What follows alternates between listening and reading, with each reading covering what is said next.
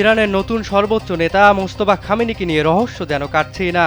গত ৮ মার্চ দায়িত্ব নিলেও এখনও কেন তাকে জনসম্মুখে দেখা যাচ্ছে না, এই প্রশ্ন এখন বিশ্বজুড়ে। সম্প্রতি ইরানের এই নতুন সর্বোচ্চ নেতাকে নিয়ে রয়টার্সের এক প্রতিবেদনে উঠে এসেছে চাঞ্চল্যকর সব তথ্য। যুদ্ধের শুরুতে তেহরানে মার্কিন ও ইসরায়েলি বিমান হামলায় মোস্তফা খামেনি মারাত্মকভাবে আহত হন। ওই একই হামলায় তার বাবা ও ইরানের সাবেক সর্বোচ্চ নেতা নিহত হয়েছিলেন। গোয়েন্দা সূত্রের দাবি, সেই ভয়াবহ হামলায় মোস্তফার মুখমণ্ডল ক্ষতিগ্রস্ত হয়েছে এবং তিনি তার 2 পা হারিয়েছেন। মূলত এই শারীরিক সীমাবদ্ধতার কারণেই তাকে দীর্ঘ সময় আড়ালে রাখা হয়েছে। মোস্তফা খামেনি এখন সুস্থ হওয়ার আপ্রাণ লড়াই চালাচ্ছেন। শারীরিকভাবে পঙ্গু হলেও তিনি মানসিকভাবে পুরোপুরি সজাগ। সরাসরি সামনে না এলেও অডিও কনফারেন্সের মাধ্যমে তিনি গুরুত্বপূর্ণ রাষ্ট্রীয় সিদ্ধান্ত দিচ্ছেন। কর্মকর্তাদের সাথে নিয়মিত বৈঠকও সারছেন আড়াল থেকেই।